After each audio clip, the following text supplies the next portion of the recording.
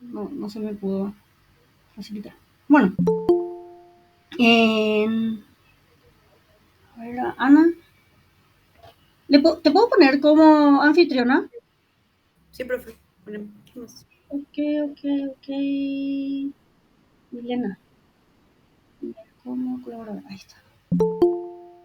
Entonces, como para ir admitiendo a los compañeros. Bueno, me está faltando acá. Ok, bueno. En, no sé si les conté, pero una de las cosas que tuve una formación en investigación en métodos cuantitativos y cualitativos enfocados más en ciencias sociales. Tuve una materia que se llama Fundamento de la Ciencia, o sea, Fundamento Filosófico de la Ciencia, y mi profesor era un sociólogo que justamente criticaba varias disciplinas referente a la solidez. Y una de las cosas que vamos a decir que me desbordó tenía que ver justamente con la psicología como ciencia. Y de alguna forma me, me puse mal, ¿verdad? Porque no sabía cómo responder a sus cuestionamientos, ¿verdad? Y hablaba de justamente que la sociología era mucho más sólida que la psicología. ¿Verdad? Y una de las cosas que mencionaba es, no existe la psicología, sino las psicologías. Y en realidad eso me desbordó.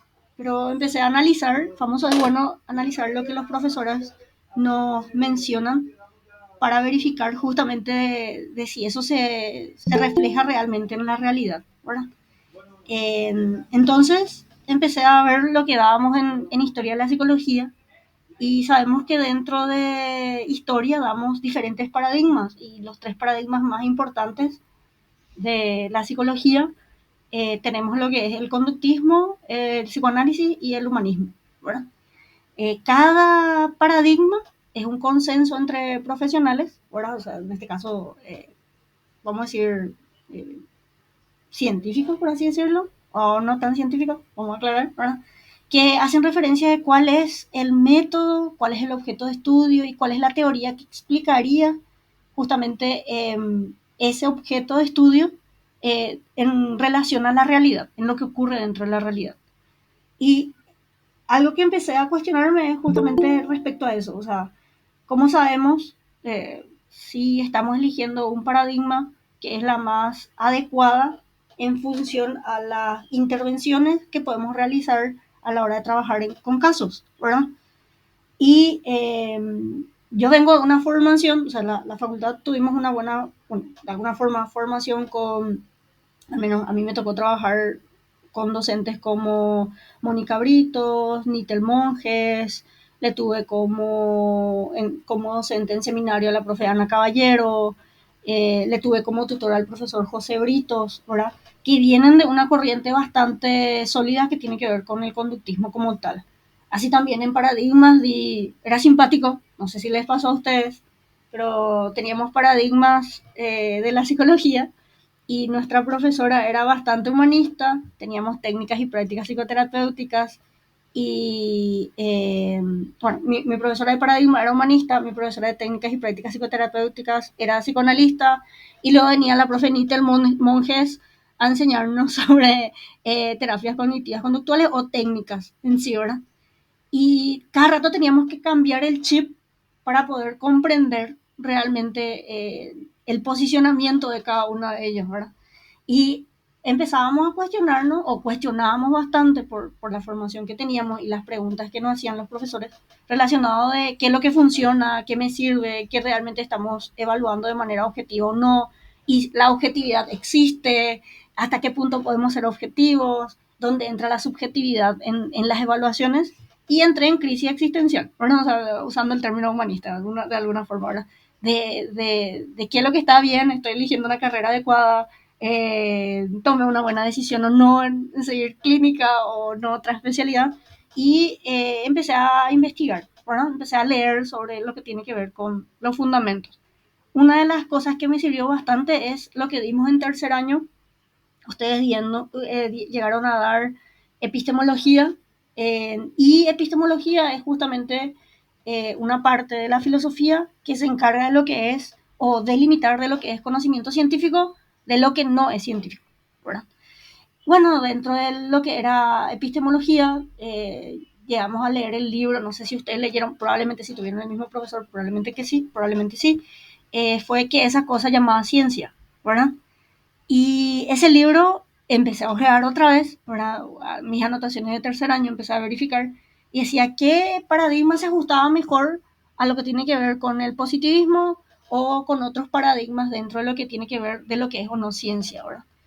Y de alguna forma me daba cuenta que una de las críticas que hacían la biología, o sea, en mi especialización entré también en crisis, porque yo era la única psicóloga dentro de médicos, enfermeros, nutricionistas, bioquímicos que me aceptaron dentro de la formación. Y sabemos que la biología es una ciencia, vamos a decir, bueno, una ciencia eh, más bien exacta, o sea, algo más bien objetiva en comparación de las ciencias sociales. O sea, es una ciencia natural, ¿verdad? Y ellos son bastante rigurosos, bastante críticos relacionados a su formación y a veces como que dudan, o sea, otras disciplinas más objetivas, como la biología, la física, ¿verdad? Dudan de lo que nosotros hacemos. Incluso creen que hacemos algo relacionado a misticismo, ¿verdad? Por eso son bastante críticos, ¿verdad?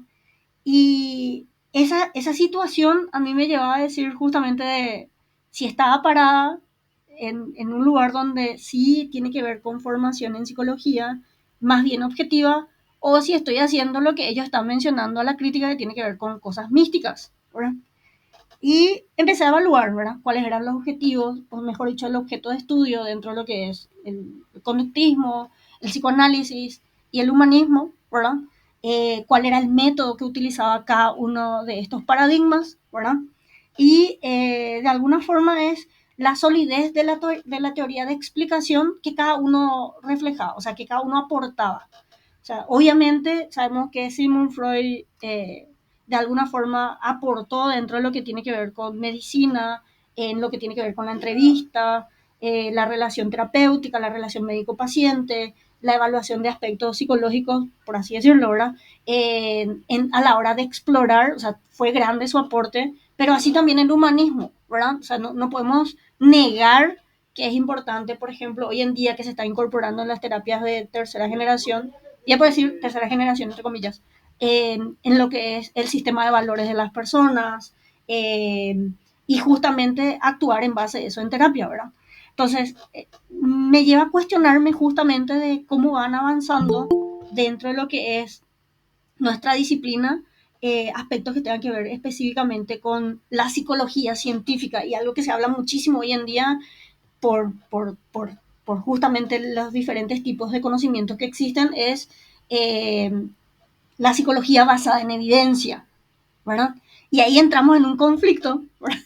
Porque algo que también me llamaba la atención es que cuando empecé a hacer una revisión de las terapias basadas en evidencia en la división 12, justamente del APA, encontré, por ejemplo, el psicoanálisis, ¿verdad? Que tenía una evidencia moderada en intervenciones. Y ahí empezamos a cuestionarnos, ¿verdad? O sea, ¿qué al final estamos haciendo? O sea, ¿qué es lo que funciona? ¿Hasta qué punto funciona, verdad?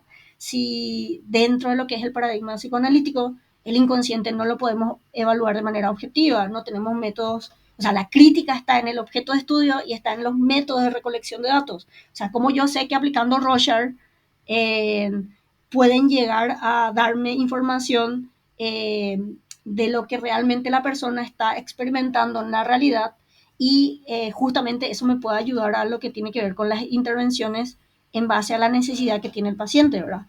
No solo eso, me cuestioné también relacionado a las mediciones. Una crítica que tenemos bastante grande en psicología es justamente la medición, ¿verdad? Nuestras técnicas de recolección de datos. Y de alguna forma, obviamente entré en crisis, ¿verdad? Porque es empezar a buscar respuestas en base a la formación que tenemos y que nos falta justamente pulir e ir mejorando como disciplina, ¿verdad? Eh, ¿Qué ocurrió posteriormente? De alguna forma, en, encontré justamente, empecé a verificar artículos relacionados a si, incluso le pregunté al profe Morosini una vez, o sea, ¿cómo nosotros validamos test proyectivos?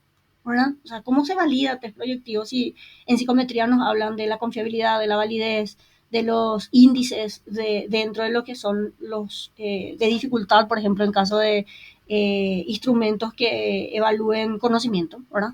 Eh, o aptitudes, ¿verdad? Cómo yo sé que funciona o no funciona o me está reflejando lo que en realidad, o sea, dentro de la realidad está ocurriendo.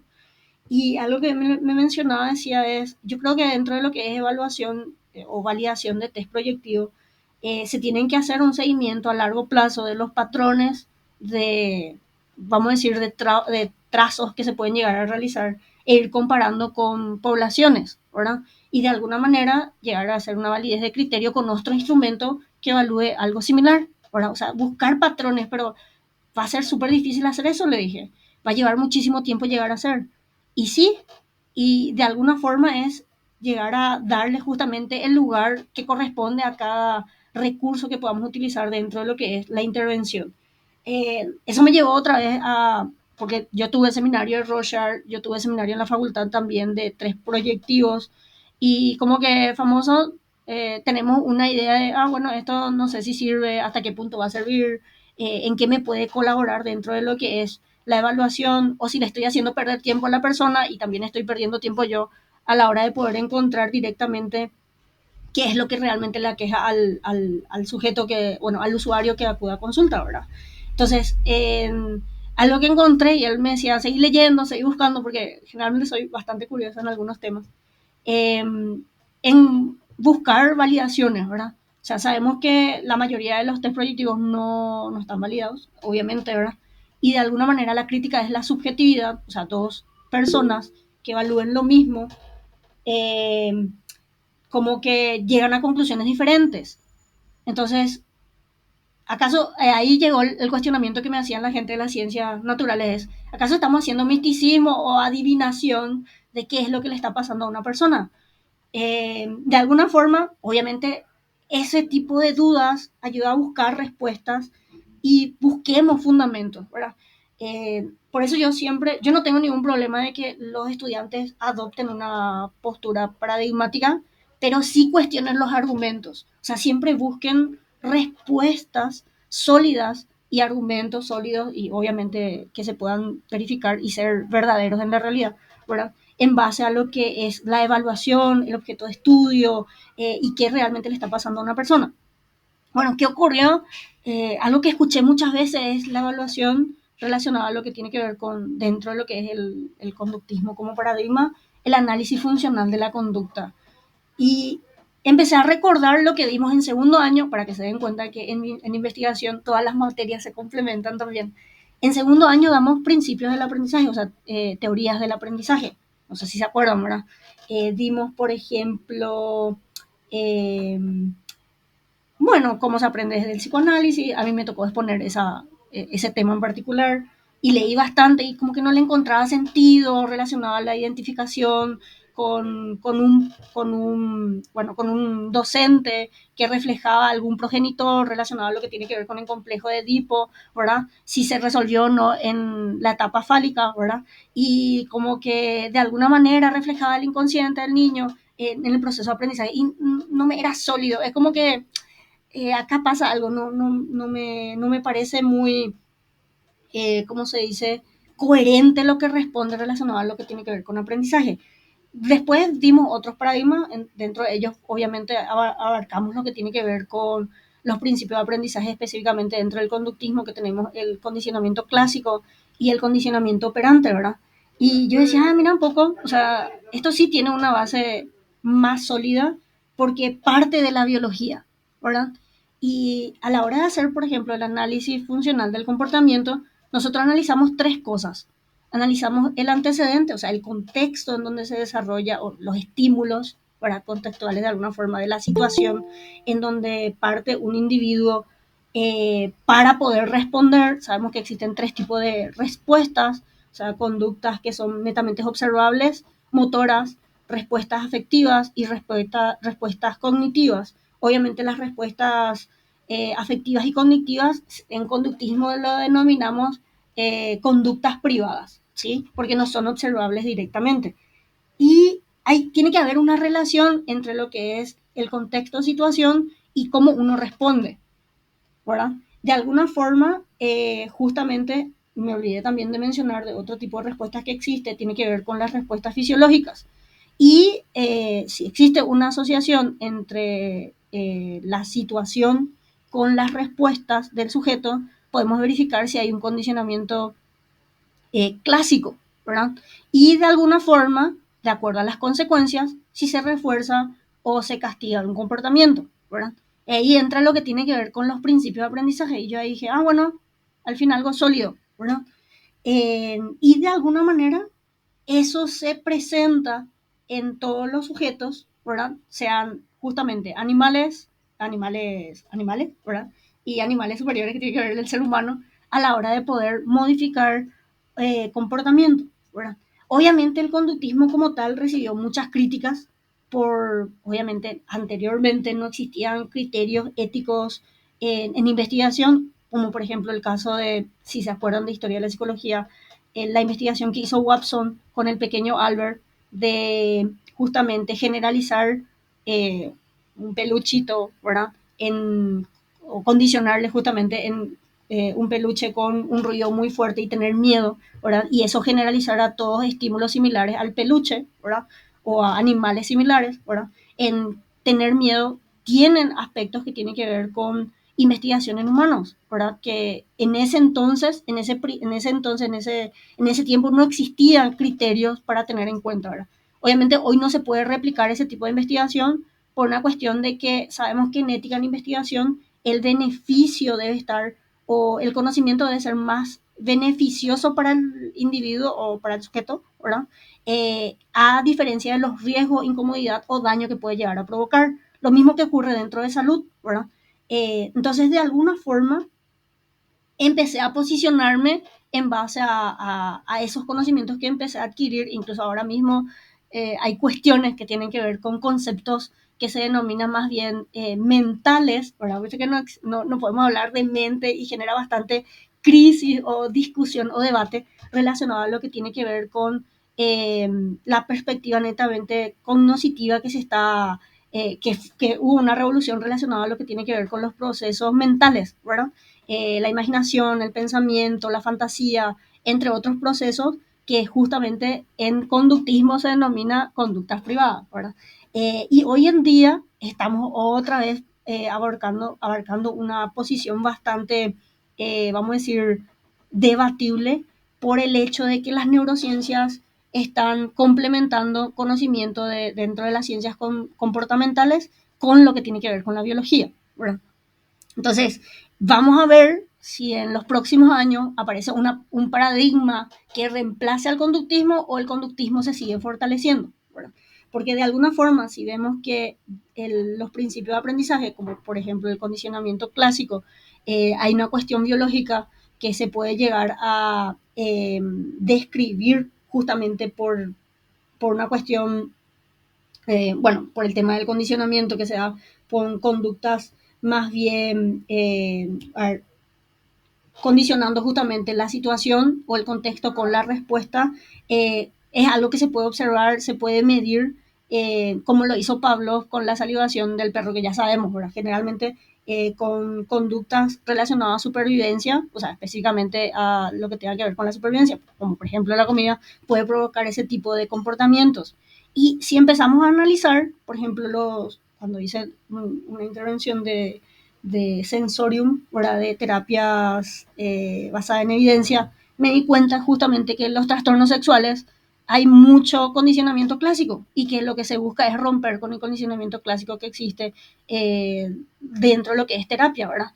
Y ahí dije, bueno, ok, me posiciono dentro de este paradigma y empecé a justamente a darme cuenta de que los conductistas más bien radicales me refiero a los que se basan en los principios de aprendizaje en esencia como no radical de extremo, o sea, para que no se confunda el concepto como tal, sino que se basan netamente en los principios de aprendizaje, empezaron a criticar respecto a justamente a las manualizaciones de protocolos, porque gente como, por ejemplo, María Jesús Roxanne, que son teóricos hoy en día españoles que están haciendo formación a Latinoamérica, como otros autores como el interconductista que es, ay, me olvidé el apellido, eh, Rives, Emilio Rives, fomenta justamente que al psicólogo, o sea, dentro de la psicología como tal, no existe el término de conducta anormal,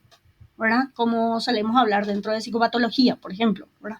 Sino que al psicólogo lo que le tiene que interesar es justamente el comportamiento, o sea, la conducta individual y cómo se da, cómo se puede modificar, qué lo mantiene y qué lo puede extinguir. Y justamente eso genera una crisis otra vez dentro de lo que se denomina psicología basada en evidencia, porque estamos encontrando bastante protocolos en intervención, por ejemplo, en depresión, bueno, en diferentes psicopatologías, ¿verdad? O sea, trastornos que se suele denominar dentro de la psiquiatría. Y la crítica es si se están basando en un modelo biomédico, ¿verdad? Eh, este tipo de crisis o este tipo de cuestionamiento ayuda justamente a tener más bien criterios a la hora de trabajar. Y algo que es muy propio es que los protocolos obviamente no se aplican como receta de cocina para que alguien mejore, o sea, se busque disminuir sintomatología, sino que de alguna forma comprendiendo mediante el análisis funcional del comportamiento qué es lo que mantiene una conducta, ¿verdad? Porque lo que nosotros buscamos son conductas adaptativas, porque hay conductas que pueden estar en déficit o en exceso que dificulte la funcionalidad del sujeto dentro de su entorno, ¿verdad?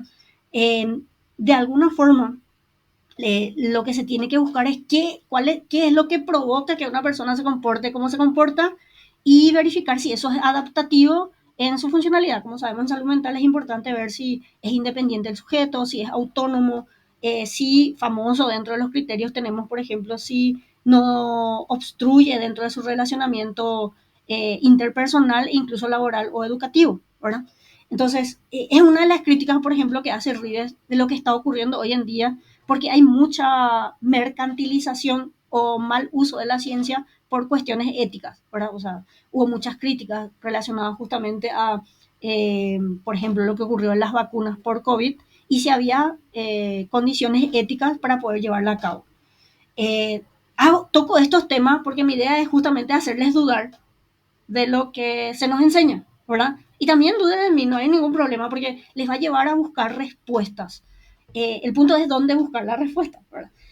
Una cosa que sí es importante manejar lo que tiene que ver con fundamentos de la ciencia, o sea que la epistemología es la que delimita de lo que es conocimiento científico, de lo no científico, y a partir de ahí es ver qué paradigma se ajusta más en poder evaluar de manera objetiva qué tiene, cuál es el objeto de estudio, si el objeto de estudio debe ser categóricamente operacionalizable, ¿verdad? O sea, medible, qué teoría explica mejor o se adapta, o mejor dicho, refleja mejor la realidad relacionada a lo que es el objeto de estudio y si esa teoría es lo suficientemente sólida. No existen teorías dentro de la ciencia, algo que quiero que sepan muy bien es que no existen verdades absolutas. Como el conocimiento científico se mantiene por medio de la verificación, es posible que a lo largo del tiempo existan cambios, ¿verdad? Pero la esencia, como habla justamente Thomas Kuhn, ¿verdad? La esencia de lo que tiene que ver con el paradigma en sí, no se, no se refuta, justamente por eso sigue manteniendo lo que tenga que ver con la teoría. Dentro de lo que es, por ejemplo, el conductismo. ¿Por qué no desaparecen los conductistas o por qué no se refuta por completo? Porque los principios de aprendizaje se siguen, vamos a decir, aplicando en todos los sujetos, ya sean humanos o animales, ¿verdad? Y que pueden darse lo que tiene que ver con modificación de conducta. Entonces, si empieza a analizar lo que tiene que ver con reestructuración cognitiva, exposición, ya sea imaginaria o en vivo, técnicas como por ejemplo, a ver, dígame otra técnica, control estimular, van a darse cuenta que todas esas técnicas se basan en principios de aprendizaje. Entonces, de alguna forma podemos darnos cuenta de qué rol desempeña, vamos a decir, el psicólogo clínico a la hora de trabajar. Entonces, en base a los principios de aprendizaje, y más otra vez encontrar una información de que había, por ejemplo, dentro de la división 12 del APA que les mencioné, que mencionaba justamente que el psicoanálisis tenía una evidencia a nivel moderado en intervenciones en X diagnósticos, me cuestioné cómo es posible que si el fundamento filosófico del psicoanálisis no es falsable, ¿verdad? No es verificable objetivamente, o sea, ¿cómo es que funciona?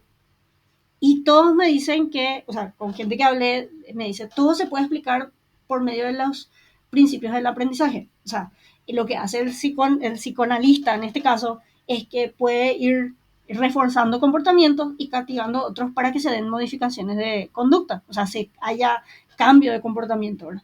Entonces, son cosas que nos ayudan a comprender de qué es lo que realmente es sólido y de alguna manera buscar de manera ética qué es lo que más le puede funcionar a un individuo a la hora de trabajar, pero también entender de que no debemos ser extremistas relacionados a lo que tiene que ver con, por ejemplo, la psicología basada en evidencia. O sea, está bien, es súper importante, todo bien, pero a lo que voy es también tener en cuenta la crítica que dan los conductistas radicales de debemos ajustarnos a la situación y al contexto del individuo que viene a consulta, ¿sí?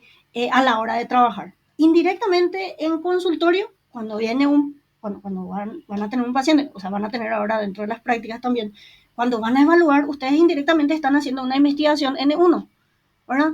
Evalúan el motivo de consulta, evalúan la historia del paciente, verifican qué comportamientos o de alguna manera están en déficit o en exceso y vamos a decir que dificulta justamente en su funcionalidad.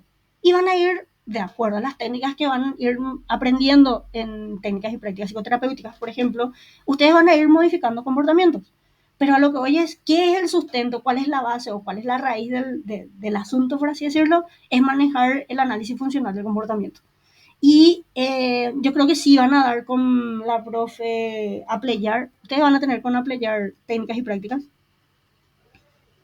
En Copari creo que se llama. Sí, con la profe Copari sí o sí indirectamente van a dar lo que tenga que ver con análisis funcional del comportamiento, o sea, evaluar el antecedente, conducta blanco, de alguna manera también justamente lo que es la respuesta del sujeto en base al contexto que se les presenta y posteriormente ir eh, modificando las consecuencias, o sea, justamente los consecuentes que pueden ayudar a reforzar o castigar justamente el comportamiento, que obviamente sabemos que el refuerzo ayuda a que aumente la probabilidad de que la conducta se repita y el castigo disminuye la probabilidad de que un comportamiento se dé, ¿verdad?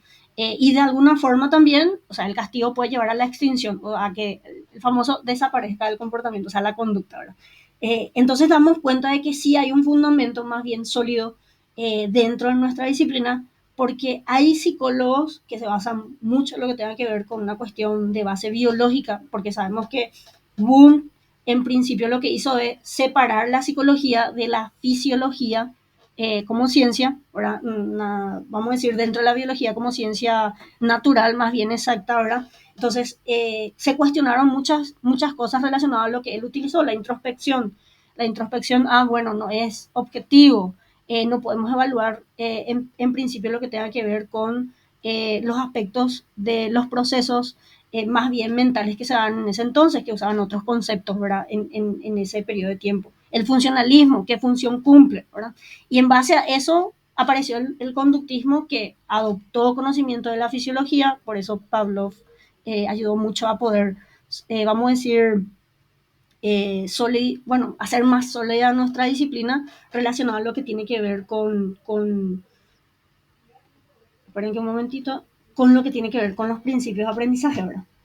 Y en principio, el primer principio de aprendizaje que ocurrió fue lo que tiene que ver con el condicionamiento clásico y posteriormente con Skinner apareció lo que tiene que ver con el condicionamiento operante, ¿verdad? Entonces, yo voy a hablar justamente de todo este proceso desde una perspectiva más bien dentro de ese paradigma, porque, como les mencioné, ¿De cuál paradigma, profe? Perdón. ¿cómo? Condición. ¿De qué paradigma, profe? Disculpen, no escuché. Ah, el paradigma conductista se basa justamente dentro de lo que es las leyes del aprendizaje o los principios del aprendizaje, que son el condicionamiento clásico y el condicionamiento operante. Sí. El condicionamiento clásico es la asociación entre el estímulo y la respuesta del sujeto. ¿Sí? Sabemos que, recuérdense de Pavlov y el perro que salivaba, ¿verdad? O sea, un estímulo eh, neutro se asoció por ejemplo, la salivación sabíamos que se daba cada vez que se presentaba la comida y se asoció con un estímulo neutro que era la campana o la presencia del investigador, que posteriormente, sin el plato de comida, el perro salivaba con el sonido de ¿cómo se dice?, de la campana y la presencia simplemente del investigador, porque ya de alguna forma el perro de alguna forma aprendió a que posiblemente podría ir asociado a lo que tiene que ver con el alimento, que da justamente una respuesta relacionada a lo que tiene que ver con comportamientos más bien relacionados a la supervivencia, ¿verdad? Y posteriormente, analizando justamente, aparecieron otros autores como, ay, no me acuerdo el apellido, un autor que habló mucho de lo que tiene que ver con los miedos o más bien las fobias relacionadas a la exposición, porque lo que sostiene justamente las fobias es un condicionamiento clásico. Y lo que se hace con la exposición es justamente acostumbrar el organismo, se rompe lo que tiene que ver con el condicionamiento clásico para que el individuo pueda, en caso de claustrofobia, vamos a decir, entre comillas, superar el proceso de miedo en situaciones de encierro, los que tienen aracnofobia, los que tienen miedo a las arañas. O sea, sabemos que los miedos de por sí, el miedo como emoción ayuda a la supervivencia, o sea, las emociones ayudan a la supervivencia, pero el punto es hasta qué punto puede ser desadaptativo, ¿verdad? Entonces, lo que sostienen prácticamente los trastornos de ansiedad, voy a decir así en general, tiene que ver con condicionamiento clásico. Y si entendemos es por la activación física ante la presencia del estímulo y lo que hacen las técnicas es romper con ese condicionamiento, ¿sí? Y de alguna forma hay otra, también como mencioné que me di cuenta, ¿verdad? Lo que sostenían los trastornos sexuales tenía que ver también con condicionamiento clásico. Entonces, como que, bueno, entonces lo importante es manejar los principios de aprendizaje. Vos manejás análisis funcional del comportamiento, la evaluación antecedente, respuesta consecuente, analizar si hay una asociación entre el estímulo o el contexto o situación con la respuesta. Si hay una asociación, estamos ante un condicionamiento clásico que hace lo que mantenga la conducta. En cambio de si lo que refuerza el comportamiento son las consecuencias, estamos con un condicionamiento operante. Entonces, de alguna forma nos damos cuenta de que la base, en serio, la base, ustedes manejan eso y ya pueden hacer muchas cosas, ¿verdad? Relacionado a lo que tiene que ver con intervención. Ahora, como les dije, podemos incluso argumentar de cómo se mantiene una conducta en base a esos principios y alguien de ciencias naturales, como un biólogo, un médico, va a poder comprender de qué es lo que mantiene un comportamiento y cómo se puede llegar a modificar. Porque justamente dentro del conductismo hay cosas que tienen que ver con base biológica, ¿sí? Hay autores como Rubén Ardila que quieren posicionarle a la psicología como una ciencia natural. ¿Por qué no podemos ser una ciencia natural? Porque primero, o sea, tenemos dificultades relacionadas a lo que tiene que ver con las conclusiones que podemos obtener de cada individuo. Sabemos que las leyes del aprendizaje no existen, que es justamente aplicable a todos los individuos, pero no todos los individuos responden de la misma forma ante un estímulo, ¿sí? O sea, van a haber estímulos que pueden ser que refuercen un comportamiento o sean aversivos o castiguen un comportamiento, ¿sí? Entonces, de alguna forma, la crítica es lo social. La crítica es justamente en base a esa parte que tenemos, como por ejemplo dicen, la crítica que tiene dentro de lo que es el conductismo es, no podemos ser completamente objetivos.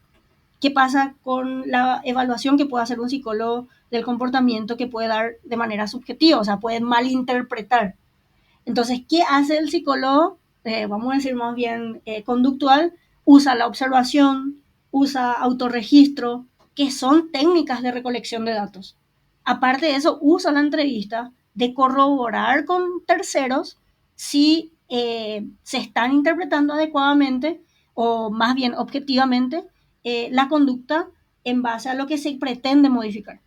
Entonces, hay muchas cosas, hay muchas críticas que tenemos porque se habla mucho, o sea, la gente tiene miedo o existe todavía el estigma de ir a consultar, pero nadie sabe que tenemos buenas bases o buenos fundamentos para poder trabajar dentro de lo que tiene que ver con consultorio o simplemente, no solo consultorio, sino a nivel institucional también en lo que tenga que ver con investigación.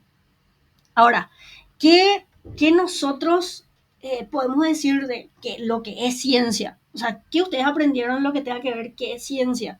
Creo que la mayoría de nosotros se nos formó relacionado a las características que nos hablaba, por ejemplo, Mario Bunge. ¿Se ve en la presentación, por si acaso? ¿Creen que Sí, se va por acá. se ve? Ok. Entonces, de alguna forma, ayuda a verificar que analicemos justamente esos puntos y verificar cuál de los paradigmas se ajusta justamente a esos criterios, ¿verdad? Algunos critican mucho a Mario Bunge porque es, entre paréntesis, bastante positivista, o sea, tiene que haber un objeto de estudio que debe ser medido de manera lo más objetivo posible y de alguna forma también tener una teoría sólida, que es lo que él apunta, ¿verdad? Y hablamos de que la ciencia es un conjunto de conocimientos que se acumulan obtenido por el método científico. El método es un proceso sistemático que se debe llevar a cabo para verificar justamente que ese conocimiento llegue a ser sólido.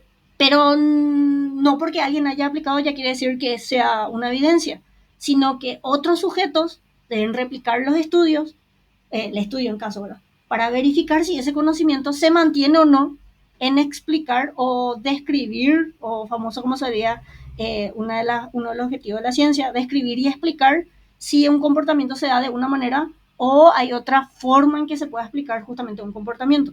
Entonces, tenemos justamente varios aspectos, ¿verdad? Hablamos de conjunto de conocimientos integrados, relaciones que tienen que ver con establecimiento de leyes, y el único paradigma dentro de la psicología que tiene leyes es el conductismo, por los principios de aprendizaje, ¿sí?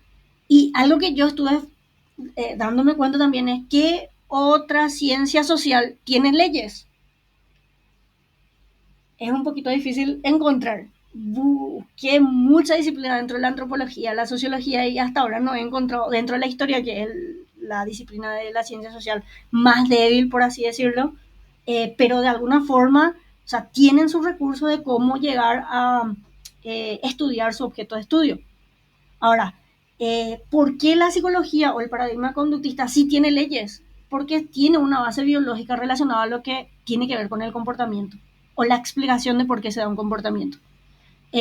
Ahora, de alguna manera lo que se hace es integrar todos esos procesos que tienen que ver con la acumulación de conocimiento y establecer leyes de cómo se da un objeto de estudio dentro de la realidad para poder llegar a justamente explicar y crear teorías, ¿sí?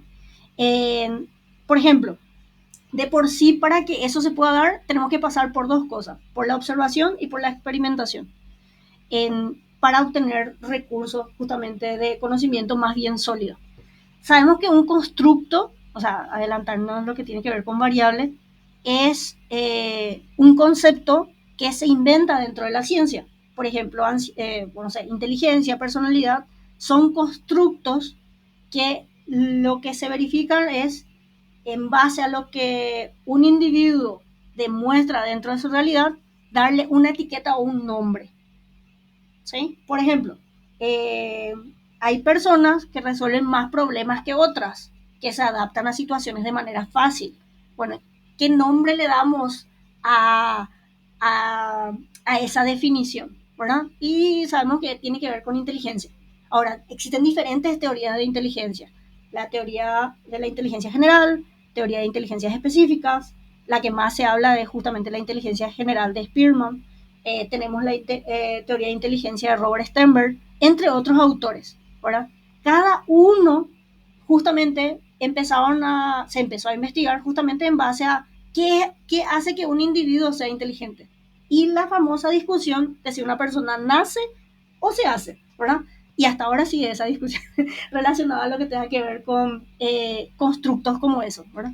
Y ahí se habla de base biológica, ¿verdad? Que hablan de, sabemos que hay una cuestión hereditario, ¿verdad? Pero depende del ambiente en cuanto a crianza, estimulación, para que se potencie habilidades que pueda tener, o aptitudes, mejor dicho, que tenga un individuo dentro de su contexto.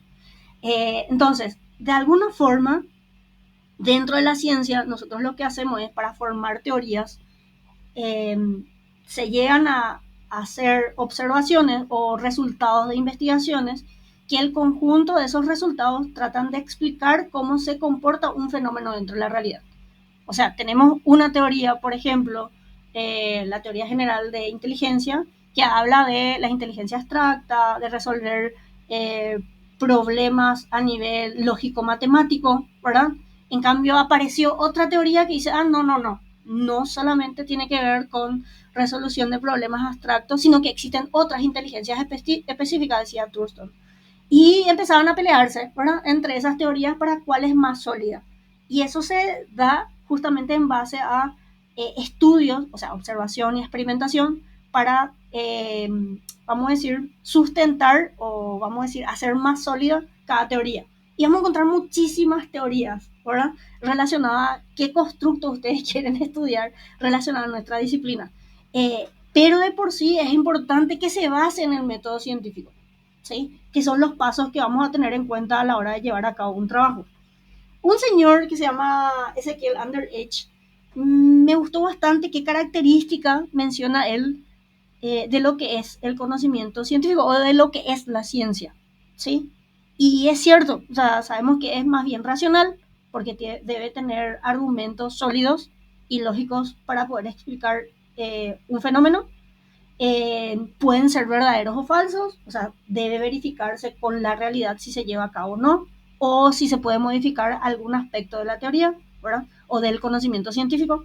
Debe basarse en un método, sabemos que se debe basar en un método científico, se debe corroborar, o sea, otros investigadores deben verificar si las conclusiones, si se llegan a conclusiones similares a la que yo obtuve, ¿sí? En este caso, por ejemplo, no es que uno lleva un mérito por haber descubierto algo, sino que lleva mérito si otras personas llegan a conclusiones similares. Obviamente se basan en hechos y fenómenos que puedan ser objetivamente medibles dentro de la realidad. Por eso justamente este es un punto débil dentro de los paradigmas, de los otros paradigmas de la psicología, porque no se puede evaluar más bien objetivamente, o sea, la parte de evaluación es la crítica y el objeto de estudio.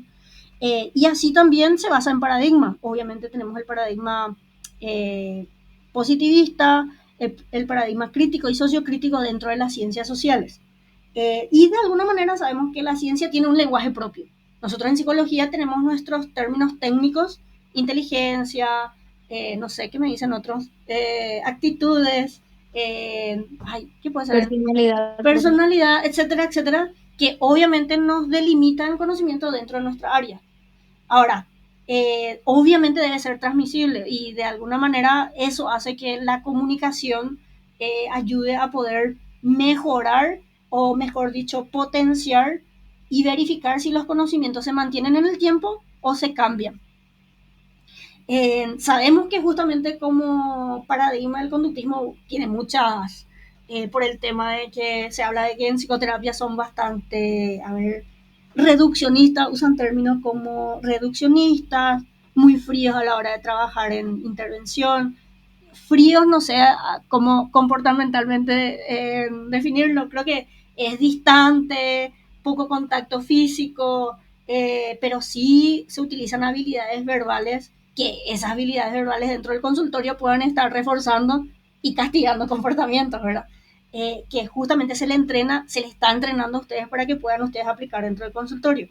Ahora, el punto es cuál de todos esos conocimientos nos ayudan a poder resolver problemas. Porque la intención de la ciencia es mejorar la calidad de vida del ser humano y resolver problemas. Nosotros tiene que ver dentro de la salud, ¿verdad? O sea, ¿qué podemos hacer para disminuir el sufrimiento de las personas?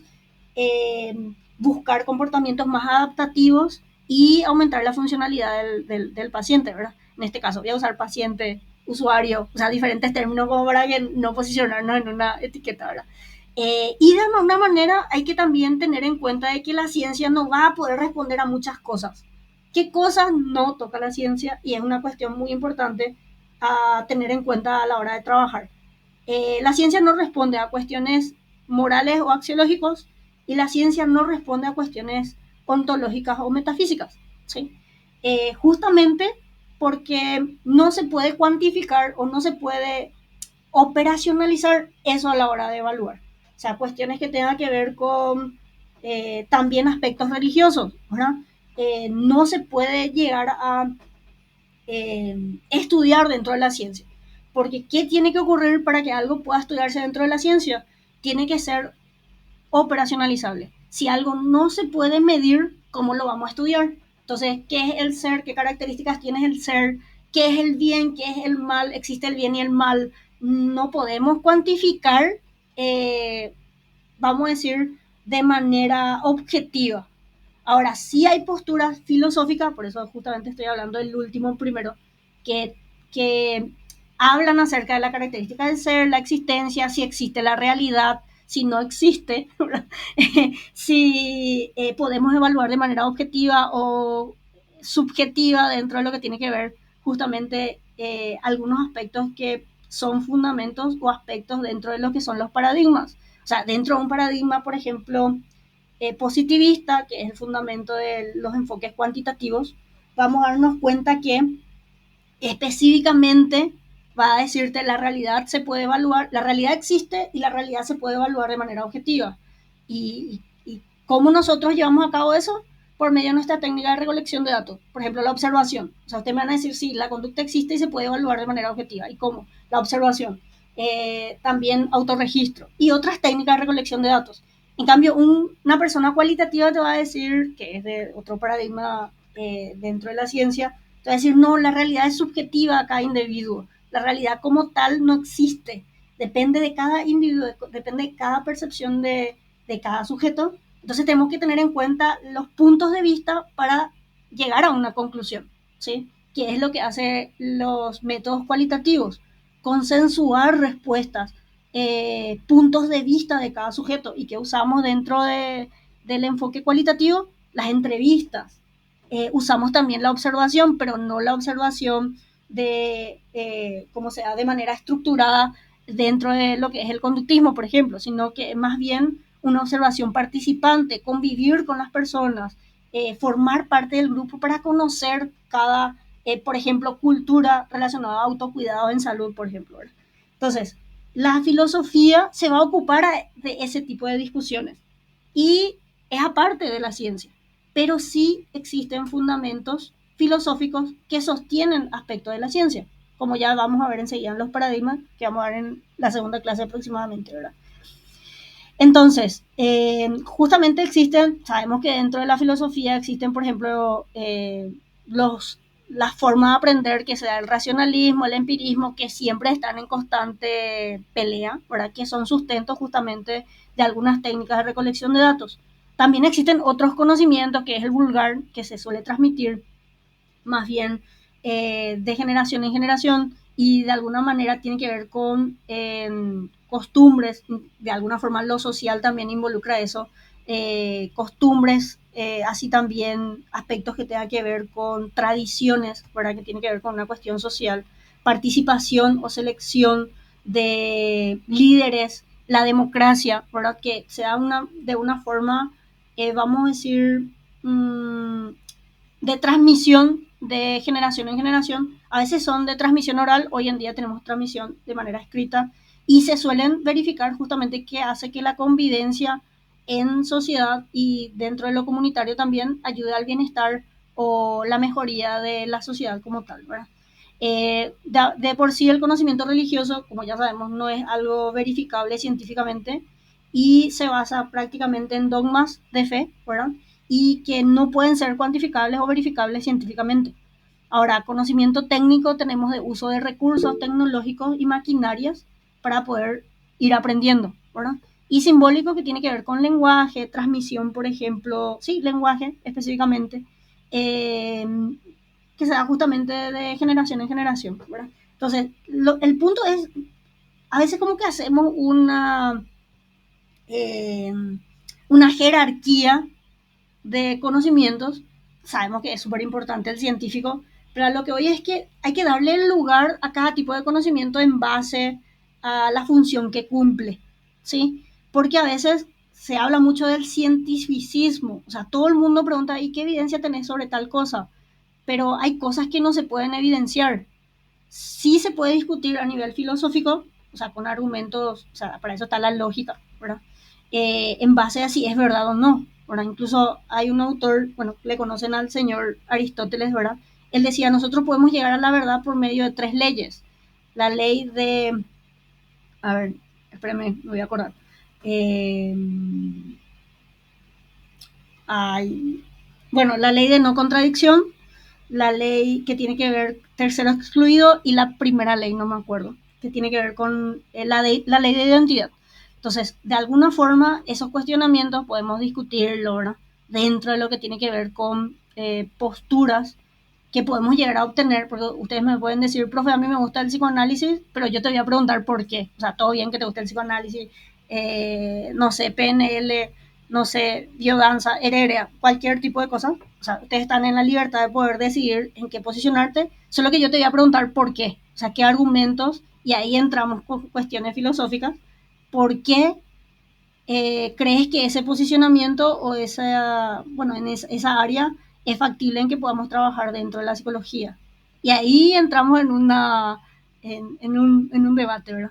Hace poco justamente se estaba haciendo debates sobre la posición conductista y cognitiva relacionado a lo que tiene que ver con aspectos de la psicología. Porque para un conductista lo cognitivo es conducta, en cambio los que quieren hacer eh, bueno, los cognitivos es separarse del conductista, ¿verdad? Entonces genera bastante, es bueno las dudas, es bueno discutir porque ayuda a que mejoremos y busquemos aspectos o vamos a decir aristas débiles para buscar cómo responder y mejorar, ¿verdad? Aunque hoy en día no se está debatiendo mucho y eso me llama mucho la atención. Eh, creo que es porque no se sabe debatir, ¿verdad? Pero no sé qué piensan ustedes, ¿verdad?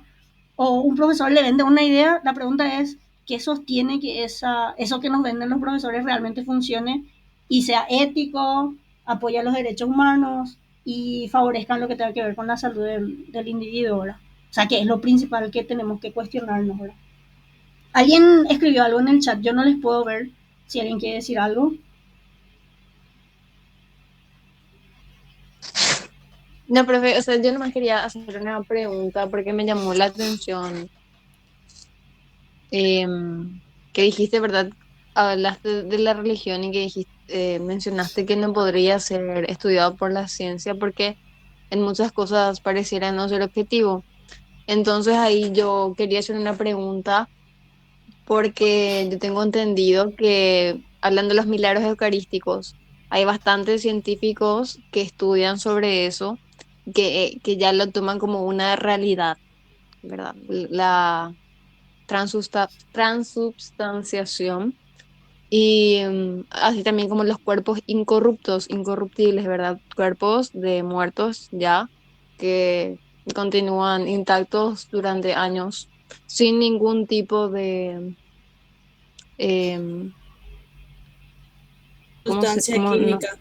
Sin Sin intervención ningún... humana. Bueno, claro. tocamos un Entonces, tema. Bueno, por eso vamos a divertirnos mucho. Sí, vamos a tocar temitas. Bueno, el punto es que, a ver, la ciencia se ocupa de cuestiones materiales, ¿verdad? O sea, tipo la física, la biología, se basan justamente, por ejemplo, si no sé, si tiro esto, o sea, vamos a ver que tiene que ver con la ley de la gravedad, o sea, todo elemento que se tira de una distancia cae al centro de la Tierra, ¿verdad? Biología estudia la vida, los organismos, cómo se comportan. La ciencia se ocupa solo y exclusivamente de cuestiones materiales. Ahora, todo lo que sea fuera de lo que tiene que ver con lo material, la ciencia no va a poder explicar. O sea, por ejemplo, lo que mencionaste de los milagros eucarísticos. la ciencia no va a decir que existe un milagro. Se va a decir, va a verificar por cuestiones biológicas si eso se puede dar, cuál es la probabilidad que se dé y justamente de qué ocasiona. El punto es que dentro de la religión partimos de una premisa que es, por ejemplo, Dios existe. Y esa premisa no se puede verificar, vamos a decir, científicamente, porque es ponerle a Dios dentro de un contexto material. Y la pregunta es si Dios se puede estudiar de manera material y si seguiría siendo Dios si es algo objetivamente medible, tangible y reducible dentro de lo que es la medición científica. Lo que pasa es que sí vas a poder hablar sobre esos temas, pero la esencia de los milagros es qué ocasiona el milagro. Y ahí entramos en un ámbito fuera de lo que es la física, porque tiene que ver con cómo puede ser que un cuerpo, pasando un tiempo sin intervención humana sustancial herérea, no se pudra. O sea, va de piola y cuacuape, ¿verdad? O sea, ¿por qué? ¿Verdad? ¿Por qué? ¿Qué ocasiona eso? Entonces, ahí están la filosofía de la religión y diferentes tipos de posturas filosóficas empiezan a, vamos a decir, argumentar desde la ontología de que Dios puede existir, pero no científicamente. Vos vas a poder describir todos esos procesos. El punto es cómo replicamos. ¿Me explico? Sí, profe. Porque la es Primera vez que entiendo todo lo que estás diciendo. O sea, en el buen sentido. No, profe, ¿sabes por qué? Porque yo, yo soy agente pastoral, o sea, toda mi vida estuve ahí y nunca alguien me supo explicar así como me estás explicando ahora. O sea, ahora sí puedo entender. No, yo entré en la Facultad de Filosofía y entré en crisis existencial, o sea, mucho por mi formación también. Y entré en crisis por una cuestión de fe, porque la profe Mónica Brito, me acuerdo que en la primera clase dijo, acá no hablamos de cosas que tengan que ver con religión, y yo me asusté, ¿verdad? Y dije, bueno, o sea, es bueno cuestionarse, pero también buscar respuestas. Entonces, lo que pasa es, por ejemplo, en esos casos se habla mucho con respecto a los milagros. Dentro de la ciencia no podemos hablar de milagros. La pregunta es, ¿qué es un milagro? ¿Y cómo se da un milagro? Porque existen leyes que, vamos a decir, que ordenan el comportamiento de los, vamos a decir, de los objetos dentro de nuestro planeta. Por eso están las leyes de la física y las características de cuestiones biológicas. Por eso son ciencias exactas. Un milagro es romper con esas leyes, pero como si una ley es que infinitamente yo pruebe algo y se dé la misma respuesta. O sea, yo, no sé, 1 millón de veces empiezo a tirar este objeto y siempre se va a caer, ¿cómo se dice?, al centro de la Tierra. O sea, ¿cómo se rompe? Eso pues desestructurar diferentes puntos de vista dentro de las leyes de la física, por ejemplo. Y la biología también, que tiene que ver con la ley de Mendel, etcétera, etcétera. La ley de la herencia, cómo actúan los organismos en descomposición, etcétera, etcétera. Y lo que pasa es que o sea, ustedes personalmente pueden creer o no, o sea, están en completa libertad, ¿verdad? Pero yo personalmente creo que hay cosas fuera de lo material que no podemos evaluar, no podemos estudiar y que escapan lo que tiene que ver con la evaluación científica.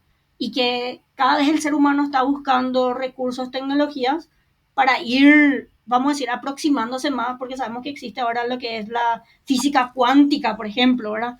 Que es la ultra, hiper, mega, micro estudio de los fenómenos y de cómo se da. Pero el punto es qué es lo que escapa a lo no material. Y ahí entramos en una discusión más bien filosófica, no científica. Porque las argumentaciones van a ser dentro de lo que es la ontología, la metafísica, como les mencioné. Y incluso si existe el bien y el mal, ¿verdad? Es más bien Profe, axiológico. Sí. profe, ahí no entra, no es aplicable lo que decía Immanuel Kant del fracaso de la metafísica, que él decía que como la metafísica estaba por encima del dote máximo del hombre, que es la razón, o sea, el poder de razonar, entonces inútil intentar explicarla y hasta entenderla. simplemente había que aceptarla como tal, y respetarla más que aceptarla. Uno podía ser escéptico o no, creer en esta o en otra religión, pero al fin y al cabo lo único que nos quedaba era respetar la postura del otro y la nuestra, ¿verdad? Porque al no poder comprobarla, ya que todos nuestros recursos eran limitados, entonces no tenía sentido decir no, no existe solo porque el hombre no puede comprobarlo. Claro, porque hay cosas que escapan a lo material. O sea, él se dio cuenta que la observación, o sea, incluso dentro del positivismo sabemos que una de las críticas que recibe el inductivismo es que, ¿qué pasa si yo veo 100 pájaros negros y aparece uno que es, no sé, no sé, a ver qué color puede ser, gris o rosa, no sé, invento, ¿verdad? O sea, ¿acaso quiere decir que no hay otros objetos? Entonces, la observación, incluso sabemos por percepción que damos en psicopatología, tenemos un umbral de percepción de estímulos sensoriales y hay cosas que no percibimos, que los perros perciben, ¿verdad? Entonces quiere decir que existen cosas que van a ir fuera del alcance de los recursos del ser humano. Profe, Entramos en un tema, señorita. sí, es que eso me llama la atención, o sea, me pongo a pensar nomás. Si bien es como que esos procesos que parecieran inmateriales o metafísicos, habla específicamente de los milagros eucarísticos. Se materializan y es posible para el hombre estudiarlos, ¿verdad? ¿Sabes dónde vas? Entonces ahí, Sí, termina. no, no, continuamos, profe. ¿Sabes cuál es el problema? Viste que en ciencia se tiene que poder replicar las cosas. El punto es la replicación y la verificación de ese conocimiento. Pero la esencia es la base de la premisa que te mencioné. Tiene que haber, se toca cuestiones, ¿cómo se dice? Y claro, o sea, en cuanto a ontología y metafísica, se toca aspectos que tienen que ver con la existencia de un ser superior, por ejemplo. Y cómo corroboramos eso científicamente. O sea, no, yo me resigné, o sea, yo también buscaba, por ejemplo, cosas y después dije, bueno, me di cuenta de que hay cosas que no podemos evaluar, o sea, y dije, bueno, esto es Profe, para la filosofía y esto es para la ciencia. Sí, te escucho. Profe, justamente como decís, ¿verdad? Hay cosas que no, la ciencia no puede comprobar, ¿verdad? Como los milagros y que existe un Dios, ¿verdad? O sea, que no vemos nosotros, ¿verdad? Y para la ciencia algo que vos no podés comprobar no existe, ¿verdad? O sea, no, es como si fuese que eh, los ¿Cómo científicos, sabes eso? y eso te pregunto, ¿verdad? Se dice mucho, ¿verdad? Yo no te estoy hablando porque justamente quiero salir de esa duda, quiero que me ayudes a iluminarme, como se dice, No, ¿verdad? yo te quiero De repente, problematizar más. no, y justamente eso, profe, para salir un poco de la duda, porque de repente vos escuchás que dice, lo que no se puede comprobar, de repente para la ciencia no existe, ¿verdad? Y yo digo, yo soy una mujer de mucha fe, por decirlo así, ¿verdad? Tengo la creencia en Dios y digo, bueno, los doctores me dan un diagnóstico X, suele pasar cuando hay enfermedades de por medio en una familia X, ¿verdad? Y dicen, no, los doctores de repente te dicen, no, ya no hay caso, es incurable más o menos, ¿verdad? Y esa familia se aferra a una fe hacia Dios. Poner en un santo X, ¿verdad? Justamente la Semana Santa vi el programa que decía que Juan Pablo II hacía milagros, ¿verdad? Familias que comprobaron que su hija, por ejemplo, los doctores le dijeron que nacería sin riñón, que no iba a tener ciertas partes de en su órgano, ¿verdad? Y que no iba a sobrevivir ella. O sea, tenía horas de vida nomás fuera de la panza de mamá. Y le dieron la opción de abortar, ¿verdad? La ciencia le dijo, están a tiempo de abortar porque ella no va a sobrevivir, o va a sufrir mucho, le dice a la mamá, porque era prácticamente vivir en el hospital. Y ellos se aferraron a su fe, a la religión justamente, ¿verdad? Y la niña ahora tiene, o sea, la chica ahora tiene 18 años y es una niña súper sana y fue contra todo pronóstico de la ciencia, ¿verdad? O sea, ella no iba a sobrevivir según la ciencia y todos los estudios médicos por habido y por haber. En Y ese los tiempo. padres se aferran en ese tiempo, ¿verdad? Y le dijeron los padres, bueno, vamos a tenerle y que sea lo que Dios quiera, ¿verdad? Vamos a tenerle a ella y si tiene que vivir una hora va a vivir y si tiene que ser lo que Dios quiera, bueno, va a ser, ¿verdad? Y ellos dijeron, ocurrió un milagro. O sea, tenemos una hija súper sana, decidimos aferrarnos a nuestra fe y a la par también ellos llevaban lo que decía la ciencia, ¿verdad? Y no sería así tipo, a pesar de que la ciencia le decía que no, ella sí se medicaba, ¿verdad? Consumía medicamentos, qué sé yo. En partes sería la ayuda de la ciencia también que pudo hacer posible que esa niña tenga ahora 18 años y sea una niña sana. Claro. Y no solamente la fe, no solamente la fe Bueno, puesta en Dios. quiero que unos minutos, porque enseguida tenemos que cortar, ¿verdad? Porque tienen que entrar con el profe Nicor. Quiero que Sí. pienses de manera, o sea, por un ratito nomás, quitar de Ujú. la ecuación al concepto de Dios. ¿Cómo responderías a eso? Quitarle a Dios de lo que sería, o sea, entonces decir que la ciencia sí tuvo algo que ver. Y de alguna forma, si la persona estuvo respondiendo, ¿verdad? A medicamentos, una persona te va a decir, bueno, lo que pasa es que los organismos tenemos instinto de supervivencia y de alguna manera el organismo busca sobrevivir a situaciones, independientemente a cuestiones, vamos a decir, limitaciones orgánicas o las deficiencias, ¿verdad? En base a los recursos que se le optó. De Ya. alguna forma, ¿qué otra cosa? Hay algo que se suele hablar mucho, es el tema del subjetivismo, ¿verdad? Fue, ay, ¿cuál es la palabra? Sugestionado, ahí está la palabra. Fue sugestionado, ahí está, esa es. Por eso, de alguna manera, el organismo se comportó de tal o cual forma. O sea, una persona, eh, pongamos o sea, pongamos una como visión ultramaterialista, ¿verdad? O sea, no creemos nada que fuera de lo que sea lo objetivamente medible, observable, etcétera, etcétera. Entonces te van a decir, no, la persona fue sugestionada a reaccionar de tal forma, ¿verdad? Entonces, de alguna forma van a buscar respuestas, ¿verdad? Pero no van a saber cómo explicar que un evento se dé. Entiendo, Como porque se da según con los el padres, caso de los milagros eucarísticos.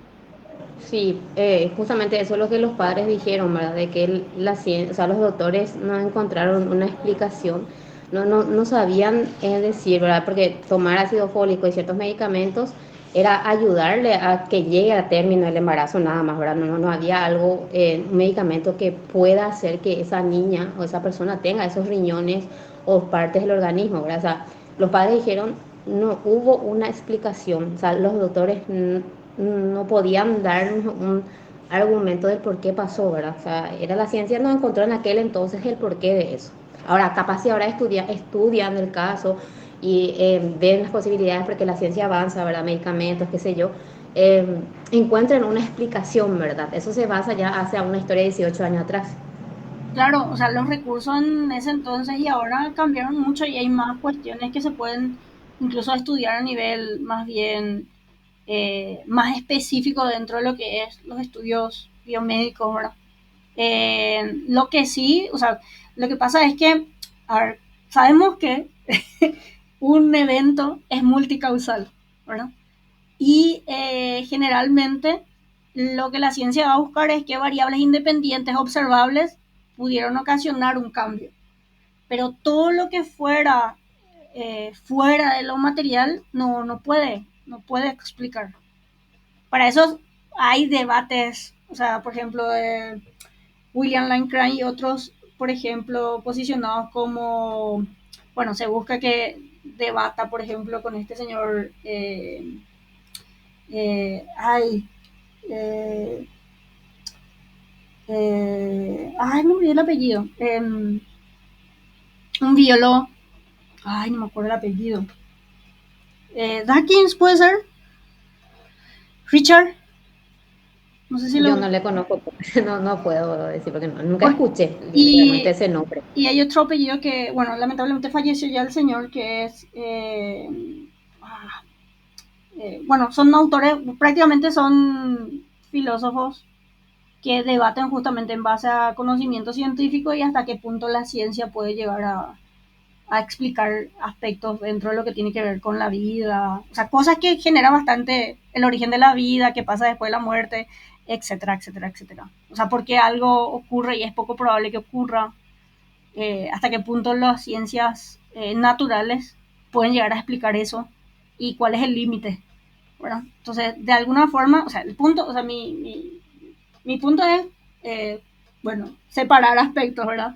Que dentro de la ciencia hay cuestionamientos que se pueden verificar, evidenciar por medio de la evaluación objetiva de los recursos, o mejor dicho, los objetos de estudio, y qué variables están involucradas para que un evento ocurra. Fuera de, si no puede ser medido, o sea, no puede ser estudiado de manera científica, ¿verdad? Entonces, separar nomás los campos, porque a veces yo, por ejemplo, tengo una especie de, a mí me preguntan, ¿cómo sabes lidiar con todo eso? ¿Y por qué sé separar? O sea, tipo, bueno, me cambio de chip cuando tenemos que debatir sobre cuestiones con amigos, por ejemplo, o discutir sobre cuestiones más bien filosóficas, a nivel de si el ser humano es bueno por naturaleza o la sociedad lo corrompe, o si es malo por naturaleza, ¿verdad? Que son posturas más bien axiológicas, ¿verdad? Relacionadas, y qué es el bien, o sea, son cosas que no vamos a poder cuantificar dentro de lo que es el conocimiento científico o hacer un juicio de valor. Esto es moralmente correcto. ¿Me explico? ¿Profe? Sí, Sí, profe. Perdón por interrumpirte, pero ya el otro profe ya nos está esperando. Ah, bueno. Bueno, vamos a continuar entonces el lunes, o si no, el miércoles. Bueno, ojalá nos veamos porque así voy a poder decir más cosas. Si es que podemos estar. profe, en serio, sabes, demasiado tipo nosotras así, hubo mucha información así de Sí, repente, como el profesor de, No hablamos, es de porque criminología. No, estamos Y es tratando de procesar emocionante. toda la información que das y demasiado da gusto. Y cuando da gusto no queremos luego interrumpir también. Al menos yo en serio fue muy interesante todo, pero no sabía qué preguntar porque yo, profe, di más, di más, di más. no, y la idea es tipo cuestionarnos cosas para hacer también. O sea, mi idea es promocionar más lo que tenga que ver con el objetivo dentro de nuestra formación y no buscar algo que pueda ocasionar daño a una persona. La idea es, como dije, respaldarnos en los derechos humanos, ¿verdad? Y buscar disminuir el sufrimiento y, si se puede, ¿verdad? Mejorar la salud de las personas dentro de los recursos que tengamos. O sea, pensar más, no ser egoísta de tener estatus, plata, porque hay mucho que plata quiero, pero no ven las consecuencias que puede tener las acciones que cometemos con las personas. O sea, es más bien para la reflexión. Y sí, mi idea era generar bastante dudas y así buscar respuestas por su parte. Bueno, les dejo con el profe Nico y éxitos, cuídense mucho, nos vemos. Voy a ver si el lunes puedo o si no el miércoles. Ojalá sea presencial. Gracias, profe, Gracias. gracias. Cuídense mucho. Gracias, profe. Dale, Chau, dale. chau. Chao, profe, gracias. Chao, chao.